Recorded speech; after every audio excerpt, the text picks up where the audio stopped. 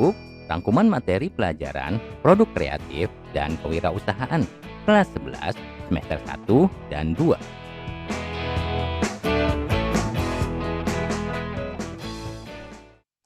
Daftar isi video book semester 1 bab 1 kewirausahaan, bab 2 peluang usaha, bab 3 hak kekayaan intelektual, bab 4 desain dan kemasan produk, bab 5 gambar kerja produk.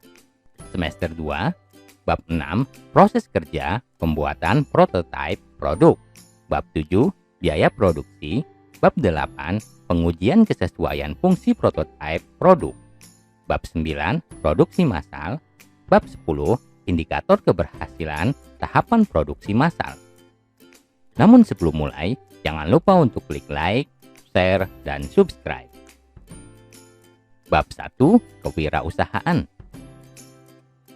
Wirausaha atau entrepreneur memiliki pengertian individu yang menciptakan bisnis baru, menanggung sebagian besar resiko, dan menikmati sebagian besar penghargaan. Pengusaha umumnya dilihat sebagai inovator, sumber ide-ide baru, barang, jasa, dan bisnis.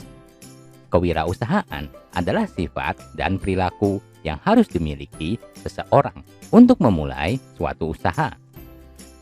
Karakter wirausaha terdiri dari memiliki komitmen dan tekad yang bulat, memiliki rasa tanggung jawab, memiliki obsesi atau ambisi untuk berinovasi dan mencari ide-ide peluang usaha, tahan terhadap resiko dan ketidakpastian, memiliki rasa percaya diri dan keyakinan yang kuat, kreatif dan fleksibel, memiliki kemampuan evaluatif yang tinggi, memiliki tingkat energi yang tinggi, memiliki dorongan dan keinginan untuk selalu lebih unggul dibandingkan orang lain, berorientasi pada masa yang akan datang, selalu belajar dari kegagalan, kemampuan dalam kepemimpinan.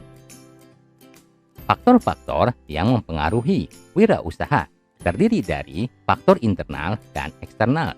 Faktor internal adalah sikap dan perilaku yang menunjukkan karakter wirausaha.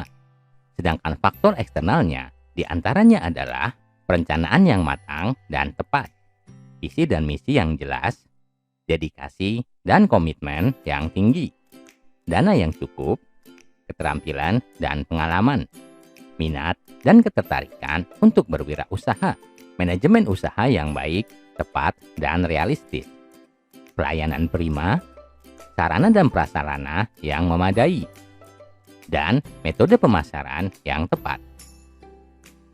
Bab 2 peluang usaha. Peluang usaha adalah kesempatan yang datang pada waktu tertentu yang harus diambil oleh seorang wirausahawan untuk menciptakan suatu usaha dengan keberanian mengambil resiko sehingga mendapatkan hasil yang diinginkan. Unsur-unsur yang harus diperhatikan dalam menangkap peluang usaha yang ada di sekitar kita, di antaranya sesuaikan dengan keterampilan yang dimiliki. Usaha yang kita lakukan adalah usaha yang kita sukai. Mengukur kemampuan diri dalam menjalankan usaha dan mampu melihat serta memanfaatkan peluang usaha yang ada di sekitarnya, seperti berinovasi. Analisis SWOT merupakan analisis kondisi internal maupun eksternal suatu bidang usaha berupa kekuatan, peluang, kelemahan, dan ancaman yang selanjutnya akan digunakan sebagai dasar untuk merancang strategi dan program kerja secara sistematis. Langkah-langkah yang dapat dilakukan untuk melakukan pengembangan usaha yaitu penentuan segmentasi pasar, menjalin komunikasi dengan berbagai pihak, berani berinvestasi, fokus terhadap usaha yang dijalankan, penentuan cara promosi, dan menentukan strategi perdagangan. Bisnis model kanvas atau model bisnis kanvas merupakan suatu model bisnis yang memberikan gambaran secara detail dan logis bagaimana memulai sebuah usaha atau bisnis baru. Bisnis model kanvas dikembangkan oleh Alexander Osterwalder dan Yves Wigner. Alasan penggunaan bisnis model kanvas dalam memberikan gambaran terhadap usaha yang akan didirikan atau dikembangkan diantaranya adalah BMC disajikan dalam bentuk visual. BMC sebagai materi untuk menjelaskan, menilai, dan mengubah suatu model bisnis agar mampu berinovasi atau unggul dalam bersaing. BMC dapat digunakan untuk semua skala bisnis di semua bidang usaha, dan BMC sangat membantu untuk mempercepat proses analisis kekuatan dan kekurangan bisnis. Bisnis model kanvas ini membagi bisnis model menjadi 9 buah komponen utama, yaitu customer segment, customer relationship, customer channel, revenue structure, value proposition, key activities, key resource, cost structure, dan key partner. Manfaat perdagangan online yaitu dapat melakukan perubahan dengan cepat, dapat melihat hasil penjualan saat itu juga, memudahkan memilih target demografi, banyak media yang dapat dipilih, penghubung yang efektif antara pemasar dengan konsumen, dan kemampuan untuk mengetahui stok dan permintaan dengan lebih cepat dan akurat. Keuntungan perdagangan online yaitu pengelolaan pemesanan lebih mudah dan lebih sederhana, pengelolaan barang lebih mudah, pedagang lebih fokus untuk melayani konsumen, lebih mudah melakukan riset pasar, biaya lebih murah, dan mudah memilih target pasar. Komponen perdagangan online yaitu strategi pemasaran, mesin pencari pemasaran, email pemasaran, public relation online, sosial media marketing, iklan online, website, dan konversi. Prinsip e-commerce yaitu adanya produk yang diperjualbelikan, baik barang maupun jasa. Adanya konsumen, terdapat suatu sistem pelayanan melalui sebuah aplikasi. Adanya proses pengiriman barang atau jasa yang melibatkan ekspedisi pengiriman barang atau jasa. Dan tersedianya penanganan masalah logistik yang membantu pedagang untuk memenuhi permintaan konsumen. Bab 3. Hak kekayaan intelektual. Kekayaan intelektual merupakan hasil pikir daya cipta seseorang.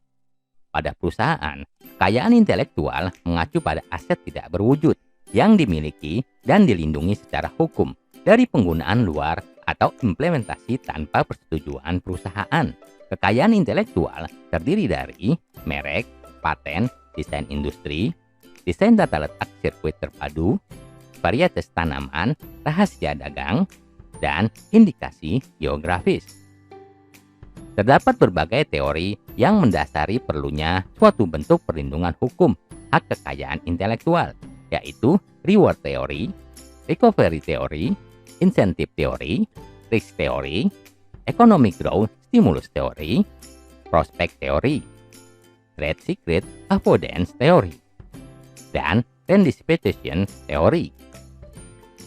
Langkah-langkah agar tidak tersandung kasus hukum dalam memulai suatu usaha yang berkaitan dengan hak kekayaan intelektual, yaitu tidak membuat merek dagang yang mirip dengan merek dagang terkenal, menghindari persamaan fonasi atau pengucapan merek dagang kita dengan merek dagang orang lain, dan mengecek apakah merek dagang kita sudah terdaftar di Direktorat Jenderal Kekayaan Intelektual dengan masuk ke situs dgip.go.id. Indonesia mempunyai Undang-Undang Nomor 8 Tahun 1999 tentang Perlindungan Konsumen. Undang-undang ini bisa digunakan dalam pelaksanaan e-commerce. Dengan diundangkannya undang-undang tersebut, diharapkan bahwa konsumen tidak lagi diperlakukan sebagai objek dalam bisnis, tetapi sebagai subjek yang memiliki kedudukan yang seimbang dengan pelaku usaha.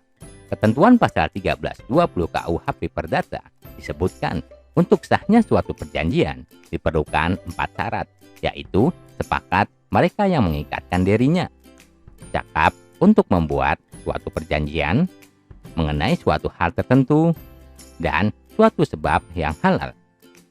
Pajak yang berlaku untuk jual beli secara konvensional maupun transaksi secara online yaitu sama. Hal ini sesuai dengan PP nomor 46 tahun 2013.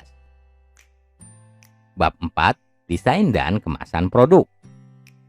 Desain produk adalah aktivitas merancang atau merencanakan suatu bentuk yang dibuat melalui proses produksi dan hasil akhirnya menjadi suatu barang produk yang memiliki nilai dan kegunaan serta dapat memenuhi keinginan konsumen. Perancangan desain produk yang dilakukan sebelum dilakukan pembuatan sebuah produk memiliki beberapa tujuan. Di antaranya adalah mengantisipasi kegagalan yang mungkin terjadi pada proses produksi, membantu menentukan metode efektif dan efisien dalam proses produksi produk, menentukan standar dan spesifikasi produk, menghitung biaya yang harus dikeluarkan, menentukan harga jual produk, mengevaluasi kelayakan produk sebelum diluncurkan di pasaran yang disesuaikan dengan tren pada masanya, dan menghasilkan produk yang berkualitas dan bernilai jual tinggi. Tahapan yang dapat dilakukan dalam proses membuat sebuah desain produk yaitu ide development, product screening, preliminary design and testing, final design. Pengembangan produk merupakan sebuah strategi yang dilakukan perusahaan untuk meningkatkan pertumbuhan perusahaannya. Pengemasan merupakan kegiatan membuat rancangan dan memproduksi wadah atau bungkus produk yang di dalamnya terdapat kegiatan pembuatan desain kemasan dan pembuatan kemasan itu sendiri. Fungsi dari kemasan yaitu melindungi produk terhadap kerusakan dari awal proses produksi sampai berada di tangan konsumen, memudahkan penyimpanan produk oleh produsen, distributor, agen, maupun konsumen, dan sebagai alat untuk promosi. Kemasan terdiri dari 3 jenis, yaitu kemasan dasar, kemasan tambahan, dan kemasan pengiriman. Kemasan pada umumnya terbuat dari gelas, metal, kertas, dan plastik. Faktor-faktor desain kemasan yaitu faktor pengamanan, faktor ekonomi, faktor pendistribusian, faktor komunikasi, faktor ergonomik, faktor estetika, faktor identitas, faktor promosi, dan faktor lingkungan. Tahap-tahap dalam proses pembelian menurut Kotler dan Armstrong yaitu pengenalan masalah, pencari informasi, evaluasi alternatif, keputusan pembelian, dan perilaku pasca pembelian. Bab 5. Gambar kerja produk. Gambar kerja adalah sebuah gambar yang digunakan sebagai acuan atau patokan untuk merealisasikan antara ide ke dalam wujud fisik sebuah benda. Gambar kerja adalah komunikasi utama wirausahawan sebagai pemilik ide atau gagasan dengan orang atau tim yang dapat mewujudkan ide atau gagasan tersebut ke dalam sebuah desain prototipe atau produk. Gambar kerja dapat terdiri dari berbagai unsur yang memuat informasi mengenai bentuk, bahan-bahan, dan warna. Gambar kerja bisa berupa lembar kerja, diagram alir, cara kerja, dan lain sebagainya. Gambar kerja yang baik adalah gambar yang mudah dipahami, sehingga siapapun yang menggunakan gambar kerja tersebut dapat membuat desain prototipe atau produk dengan sama persis. Gambar kerja berbeda dengan desain produk. Perbedaannya yaitu jika desain produk berupa proses perancangan sebuah produk yang akan dibuatkan prototipenya terlebih dahulu, sedangkan gambar kerja merupakan penyempurnaan dari gambar desain yang akan dibuat. Karena gambar kerja biasanya memberikan informasi yang lebih detail dibandingkan desain produk yang biasanya hanya bentuk sketsa saja. Gambar kerja dapat diklasifikasikan menjadi 2 jenis, yaitu gambar 2 dimensi dan gambar 3 dimensi. Tujuan dari gambar kerja prototipe atau produk yang lain yaitu sebagai standar desain produk dalam proses produksi yang disepakati dan agar tujuan dapat dicapai, mempopulerkan gambar, menyederhanakan desain prototipe yang telah dibuat, memperjelas desain produk yang telah dibuat untuk menghindari kesalahan pengerjaan. Fungsi gambar kerja adalah sebuah alat untuk menyatakan maksud atau pemikiran dari seseorang dan sumber informasi yang mampu menghubungkan perancang dengan orang yang mempergunakannya. Langkah-langkah pembuatan gambar kerja yaitu: pertama, menentukan ide atau gagasan. Kedua, membuat gambar kerja produk. Ketiga, gambar kerja diwujudkan menjadi prototipe. Keempat, menganalisis. Kelima, mengevaluasi prototipe.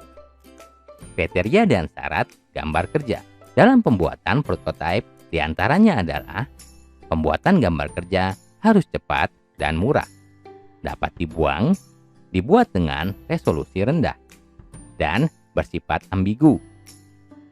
Beberapa teknologi dan aplikasi yang dapat digunakan diantaranya adalah SketchUp, 3D Max, 3D Stress, dan lain sebagainya.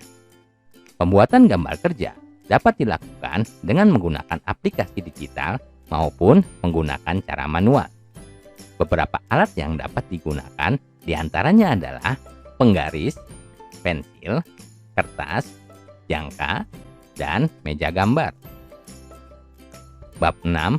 Proses kerja pembuatan prototipe produk. Prototipe merupakan model dari suatu produk barang atau jasa yang akan dibuat. Prototipe sebuah produk memperlihatkan desain produk serta fungsi dari model produk tersebut sebelum diproduksi. Analisa kegiatan perancangan model produk atau prototipe berdasarkan 4 dimensi, yaitu dimensi representasi, dimensi presisi, dimensi interaktif, dan dimensi evolusi. Proses pembuatan prototipe produk disebut prototyping. Tujuan dari proses ini adalah untuk menguji konsep prototipe produk yang akan dibuat, sehingga seorang wirausaha dapat mengetahui kelemahan dan keunggulan dari produk yang akan ditawarkan kepada konsumen sebelum masuk tahap produksi. Tahap-tahap proses pembuatan prototyping yaitu tahap empati, tahap mendefinisikan, tahap mewujudkan, membuat prototipe, pengujian, dan implementasi atau penerapan. Produk adalah barang yang ditawarkan untuk dijual dengan tujuan memenuhi kebutuhan konsumen. Suatu produk dapat berupa layanan atau item. Ini bisa berbentuk fisik, virtual, atau cyber. Produk terdiri dari produk barang dan produk jasa. Siklus hidup produk adalah sebagai berikut. Pertama, dimulai dengan awal produk diperkenalkan kepada masyarakat atau konsumen, lalu tumbuh, lalu dewasa, lalu menurun, dan akhirnya mati. Beberapa alasan diperlukannya pengembangan produk diantaranya adalah sebagai berikut. Kebutuhan dan keinginan konsumen berubah. Produk mencapai akhir dari siklus hidup produknya. Produk berada pada tahap kematangan siklus hidup produk. Perubahan lingkungan dan pesaing, dan semua produk mengalami masalah. Bab 7. Biaya produksi. Produksi adalah segala kegiatan untuk menciptakan sebuah produk barang atau jasa, atau menambah kegunaan suatu benda yang bertujuan untuk memenuhi kebutuhan manusia. Terdapat 3 aspek dalam proses produksi, yaitu jumlah produk yang diproduksi, bentuk produk, dan pendistribusian produk. Manajemen produksi merupakan proses pengelolaan sumber daya yang mendukung proses produksi, seperti peralatan produksi, bahan baku, tenaga kerja yang dimiliki perusahaan untuk mencapai tujuan dan sasaran usaha. Beberapa tujuan dari manajemen produksi adalah menentukan dan mengatur jumlah produk, menentukan kualitas produk, menentukan harga jual produk, menentukan waktu dan tempat yang sesuai dengan kebutuhan konsumen. Luas produksi menunjukkan jumlah atau volume produk yang seharusnya dihasilkan dalam satu periode tertentu. Jumlah produk yang diproduksi semakin banyak, maka semakin besar luas produksinya. Faktor yang dapat mempengaruhi luas produksi adalah sebagai berikut. Ketersediaan bahan baku, kapasitas mesin yang tersedia, jumlah tenaga kerja, dan faktor lain yang mendukung produksi. Biaya produksi atau produk mengacu pada biaya yang harus dikeluarkan oleh sebuah usaha atau bisnis dari pembuatan produk atau penyediaan layanan.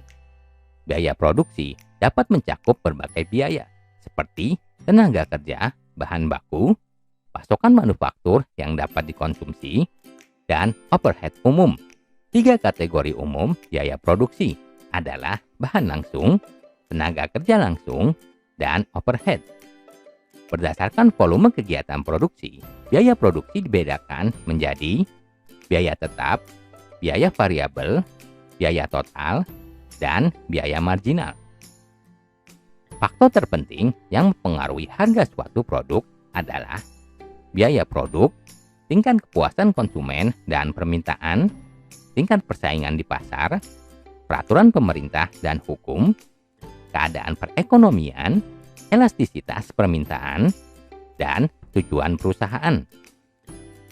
Metode penerapan harga jual dengan pendekatan biaya terdiri dari dua jenis, yaitu metode penetapan harga biaya plus dan metode penetapan harga markup. Proses penetapan harga yang dapat dilakukan oleh seorang wirausahawan terdiri dari beberapa tahap, yaitu pengembangan tujuan penetapan harga, memperkirakan permintaan untuk barang tersebut, elastisitas harganya, estimasi biaya, meneliti biaya, harga, dan penawaran pesaing, memilih strategi harga, dan pemilihan metode penentuan harga. Faktor produksi adalah segala sesuatu yang dibutuhkan untuk memproduksi barang dan jasa. Faktor produksi yang bisa digunakan dalam proses produksi yaitu sumber daya alam, sumber daya manusia, sumber daya modal, dan sumber daya pengusaha. Bab 8. Pengujian kesesuaian fungsi prototipe produk. Pengujian prototipe produk merupakan salah satu kegiatan penting untuk menjamin kualitas produk di pasaran dan konduksi dari berbagai pengujian untuk mengukur kinerja atau sifat suatu produk. Produk yang telah dibuat dalam bentuk prototipe akan terlebih dahulu diuji untuk mendapatkan umpan balik dari konsumen yang menjadi sasaran atau segmen pasar. Manfaat dari proses pengujian fungsi prototipe tersebut diantaranya meningkatkan kepercayaan konsumen, peningkatan kualitas produk, kepuasan konsumen, pengurangan biaya, produk akan lebih unggul dibandingkan dengan produk pesaing, dapat mengukur kadaluarsa pada kualitas produk dalam penyimpanan, memberikan pedoman yang tepat terkait masalah harga, nama merek, kualitas kemasan produk. Tujuan pengujian kesesuaian fungsi prototipe produk diantaranya adalah untuk mendapatkan hak paten atas produk yang dibuat. Selain itu, pengarsipan data hasil pengujian produk dapat digunakan untuk melakukan pengembangan produk baru, sehingga siklus hidup produk dapat lebih lama.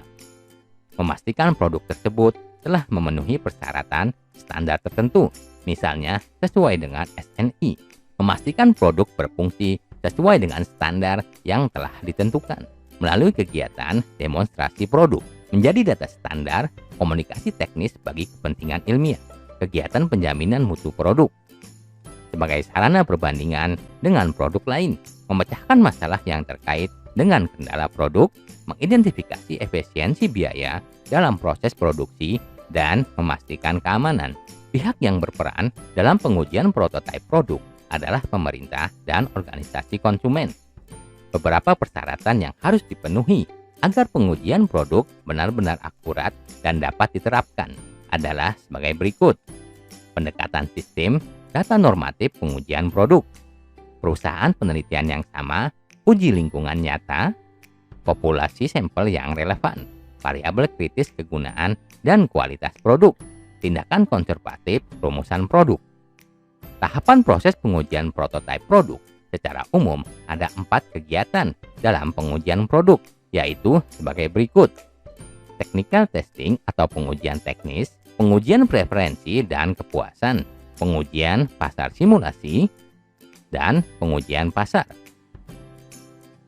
Bab 9. Produksi massal. Produksi massal adalah proses pembuatan produk yang telah terstandarisasi dalam jumlah besar dengan teknologi otomatisasi. Pola produksi terdiri dari pola produksi sesuai dengan pesanan khusus dan pola produksi massal. Pemilihan pola produksi sangat tergantung dari perhitungan keuntungan berdasarkan pasar yang dikuasai. Jika proses produksi secara massal yang dipilih, maka wirausahawan harus melakukan analisis terlebih dahulu mengenai keadaan pasar dan persaingan yang ada. Perusahaan dapat memilih salah satu dari pola produksi tersebut atau kombinasi dari produksi massal dengan produksi sesuai dengan pesanan khusus. Karakteristik produksi massal antara lain sebagai berikut. Alur kerja seimbang, produksi berkelanjutan dari produk yang sama, spesialisasi produksi tinggi, prosedur standarisasi, penyatuan bagian dengan perakitan dan konstruksi, jumlah produk yang dihasilkan berskala besar, biaya produksi per unit rendah, dan memiliki stok produk.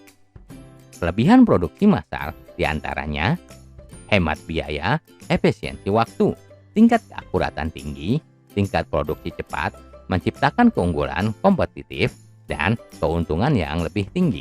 Sedangkan kekurangan atau kelemahannya antara lain membutuhkan modal besar dan waktu jika ada kesalahan dari desain produksi, tidak bervariasinya produk yang dihasilkan, dan biaya produksi yang mahal. Tahapan produksi massal diawali dengan perencanaan produksi yang matang. Sebelum dilakukan produksi secara massal, diperlukan perencanaan proses produksi dengan tahapan sebagai berikut. Pertama, outing, scheduling, dispatching, follow up. Lalu, menjadwalkan proses operasi tiap unit dan menyampaikan jadwal pada pemesan. Faktor-faktor yang dapat mempengaruhi produksi massal yaitu sumber daya alam, sumber daya manusia, modal, dan keahlian manajerial. Bab 10. Indikator keberhasilan tahapan produksi massal. Pengukuran keberhasilan tahapan produksi massal yang dapat dijadikan indikator keberhasilan diantaranya adalah produktivitas, kapasitas produksi, dan pengelolaan permintaan. Keberhasilan pada setiap tahapan produksi massal sangat berkaitan dengan keberhasilan usaha. Jika tahapan produksi massal dapat dilakukan dengan baik dan optimal, maka akan membawa keberhasilan pada usaha yang sedang dijalankan. Indikator keberhasilan usaha, baik dengan sistem produksi massal atau produksi sesuai pesanan khusus secara keseluruhan, diantaranya adalah modal, pendapatan, volume penjualan, output produksi, tenaga kerja, dan kepuasan pelaku usaha. Faktor-faktor yang mempengaruhi keberhasilan usaha, baik pada tahapan sistem produksi massal maupun produksi sesuai pesanan, dapat dibedakan menjadi dua faktor, yaitu faktor dalam dan faktor luar. Faktor dalam diantaranya yaitu kualitas tenaga kerja, modal, dan keahlian manajerial atau kewirausahaan. Sedangkan faktor eksternal dapat dibagi menjadi dua, yaitu faktor pemerintah dan non-pemerintah. Terima kasih telah menyaksikan video book ini. Sampai jumpa di video lainnya. Jangan lupa untuk klik like, share, dan subscribe. Rangkuman materi, produk kreatif, dan kewirausahaan. Kelas 12, semester 1 dan 2.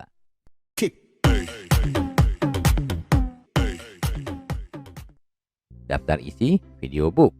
Semester 1, bab 1, produksi massal. Bab 2, perakitan produk, barang atau jasa. Bab 3, pengujian produk. Semester 2, bab 4, pemasaran produk. Bab 5, perkembangan usaha. Bab 6, standar laporan keuangan. Namun sebelum mulai, jangan lupa untuk klik like, share, dan subscribe. Bab 1, produksi massal. Produksi massal yaitu pembuatan barang dalam jumlah besar-besaran, biasanya dengan mesin, baik yang berupa ulangan produk lama maupun produk yang coraknya telah diberi variasi, misalnya dalam hal warna dan perlengkapannya. Produksi massal juga dikenal sebagai aliran produksi atau produksi terus-menerus, yaitu sistem produksi dalam jumlah besar dari produk yang standar, terutama pada lini perakitan. Produksi massal pertama kali dilakukan oleh pabrik senjata di Venezia. Proses produksi dibagi menjadi 4, yaitu proses produksi terputus-putus, proses produksi kontinu, proses produksi berulang, dan proses produksi campuran. Perencanaan produksi sangat penting untuk menunjang keberlangsungan produksi massal. Bab 2, perakitan produk, barang atau jasa. Perakitan adalah suatu penyusunan dan penyatuan beberapa bagian komponen menjadi suatu alat atau mesin yang mempunyai fungsi tertentu. Dalam metode assembly line, pergerakan pekerja diminimalisir sedikit mungkin. Komponen-komponen yang akan dipasang biasanya diletakkan di atas konveyor dan berjalan sesuai urutan proses pembuatan produk tersebut. Kerugian yang ada pada kegiatan perakitan produksi, terutama produksi massal, bahwa pekerja merasa terasing dan jenuh karena harus melakukan pekerjaan yang sama sepanjang hari. Dalam sehari, pekerja dapat melakukan kegiatan yang sama sebanyak ratusan kali untuk memasang komponen pada bagian yang sama. Permasalahan lainnya yang timbul adalah sempitnya ruang gerak pekerja karena tata letak yang buruk tanpa memperhatikan faktor ergonomi. Jenis perakitan dibagi menjadi dua, yaitu perakitan manual dan perakitan otomatis. Terdapat 3 metode dalam kegiatan perakitan. Metode-metode tersebut adalah metode cascade, metode keseimbangan, dan metode bongkar pasang. Line balancing adalah suatu analisis yang mencoba melakukan suatu perhitungan keseimbangan hasil produksi dengan membagi beban antar proses secara berimbang, sehingga tidak ada proses yang idle akibat terlalu lama menunggu keluarnya produk dari proses yang sebelumnya. Bab 3. Pengujian produk. Pengujian produk dilakukan karena produsen ingin mengetahui nilai dan daya guna barang tersebut sebelum dilempar ke pasaran.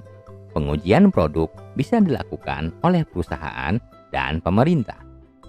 Penerapan ISO di suatu usaha produk berguna untuk hal berikut ini: meningkatkan citra usaha, meningkatkan kinerja lingkungan usaha, meningkatkan efisiensi kegiatan, memperbaiki manajemen organisasi dengan menerapkan perencanaan, pelaksanaan, pengukuran, dan tindakan perbaikan, mengurangi resiko usaha, meningkatkan daya saing.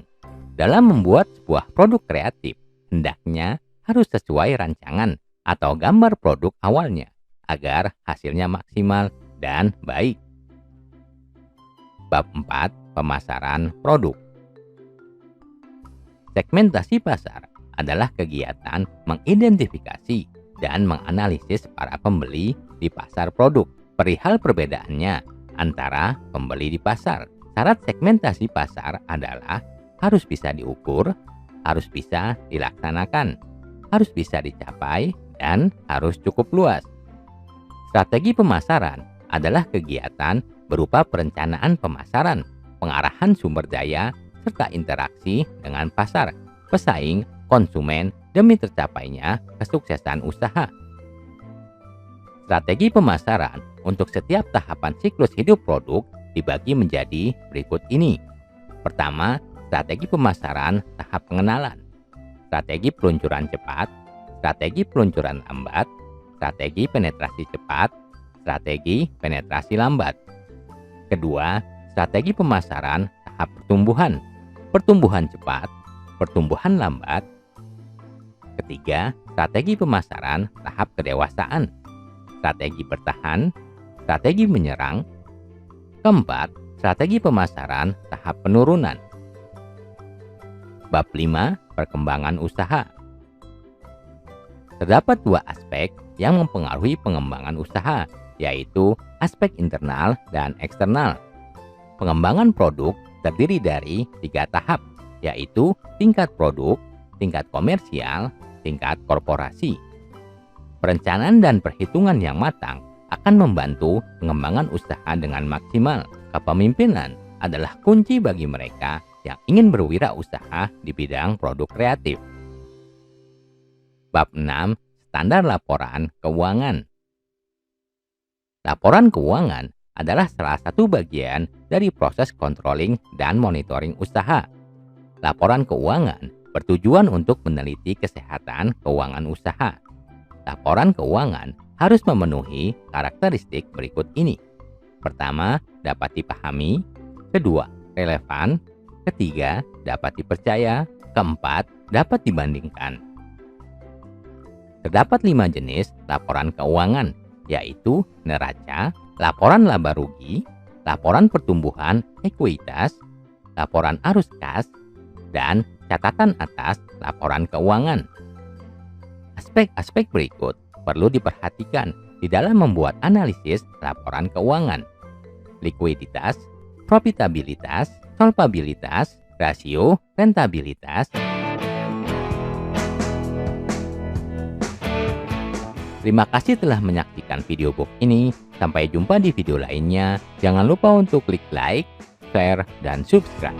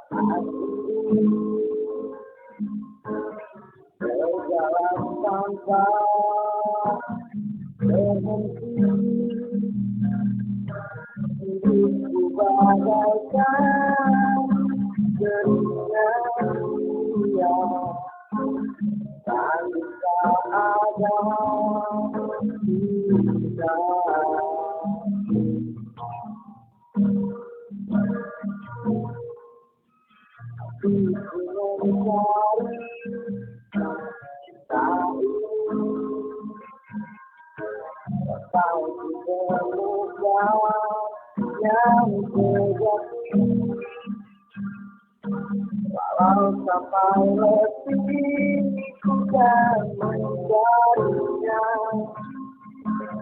orang yang aku cinta.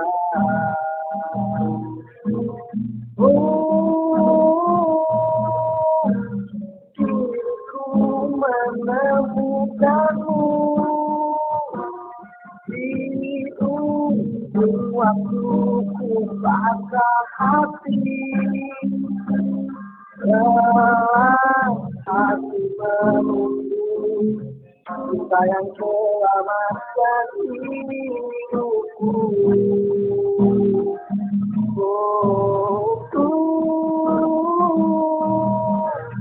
Kini ku telah bersamamu,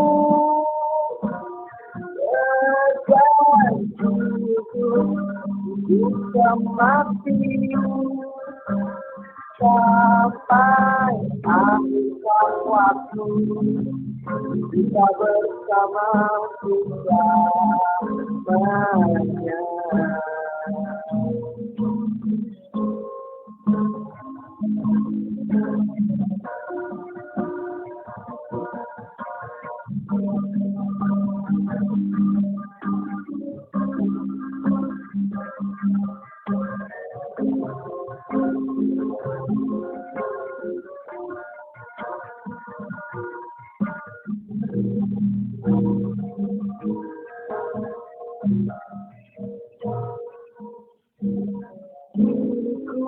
Menemukanmu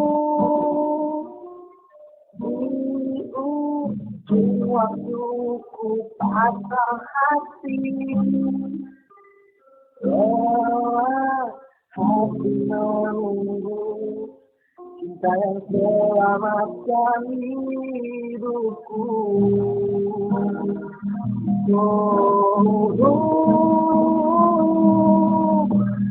Kini ku menemukanmu di ujung waktu ku patah hati. Lelah hati menunggu cinta yang selamatkan hidupku.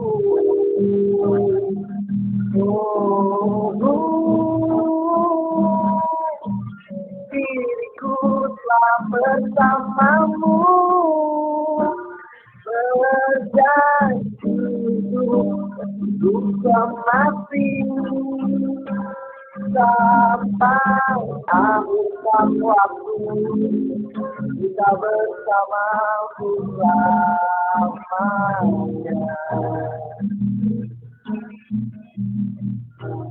Sampai akhir waktu kita bersama untuk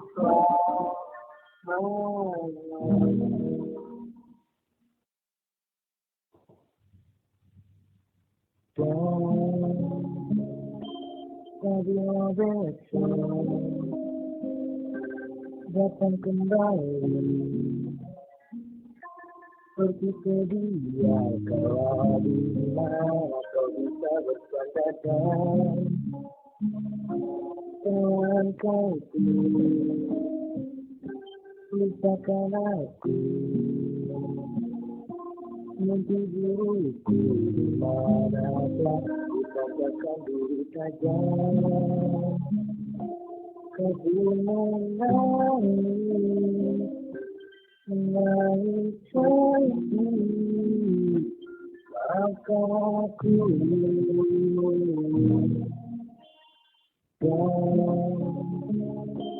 bukan maksudku bukan inginku melukai sahabat-sahabat hidupku pun terucap melupakanmu menghatikanmu maka aku lupakan saja diriku bila itu bisa membuatmu kembali bertindakan dan tidak seperti dulu kala tapi mati saja diriku bila itu bisa membuatmu kembali bertindakan dan tidak seperti dulu kala.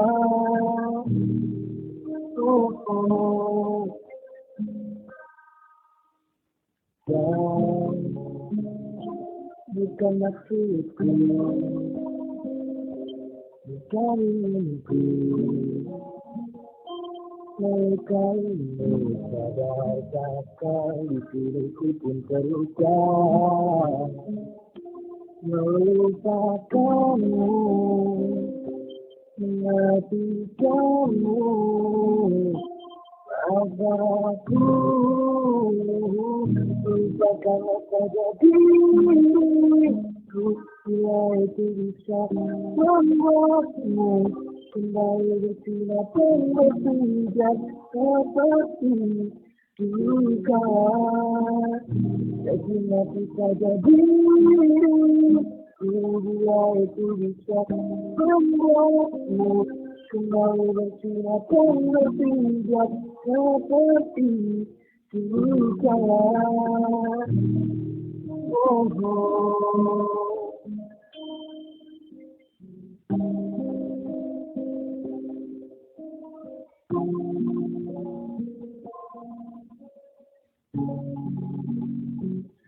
Lupakan saja diriku bila itu bisa membuatmu kembali bertindakan bertindak seperti dulu kala tapi mati saja diriku bila itu bisa membuatmu kembali bertindakan bertindak seperti dulu kala.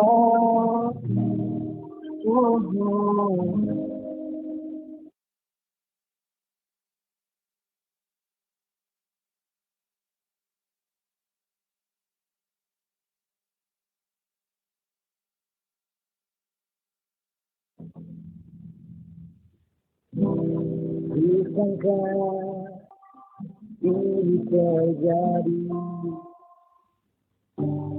kisah cinta yang seperti ini kau tinggalkan begitu saja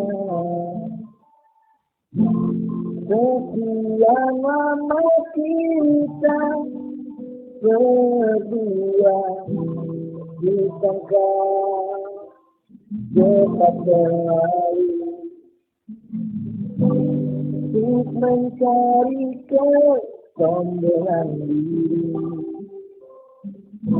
terpaksa yang pernah kau ucapkan. Kau tinggalkan aku, sebuah kasih segala keinginanmu. Selagi masih ada waktu, jangan hiraukan diriku. Ku rela berpisah demi untuk dirimu. Semoga tercapai keinginanmu.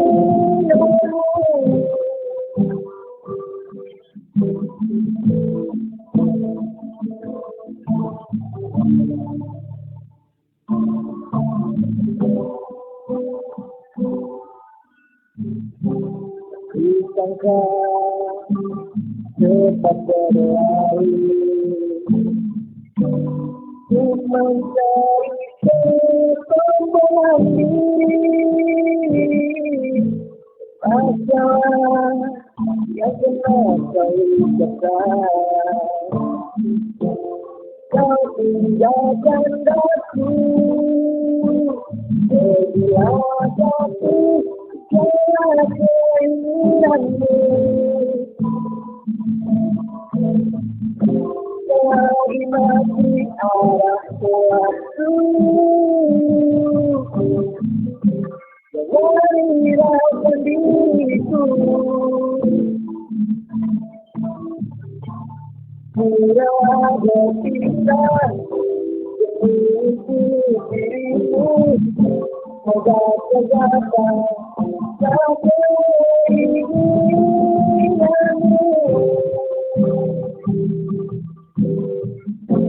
Semoga tercapai keinginanmu.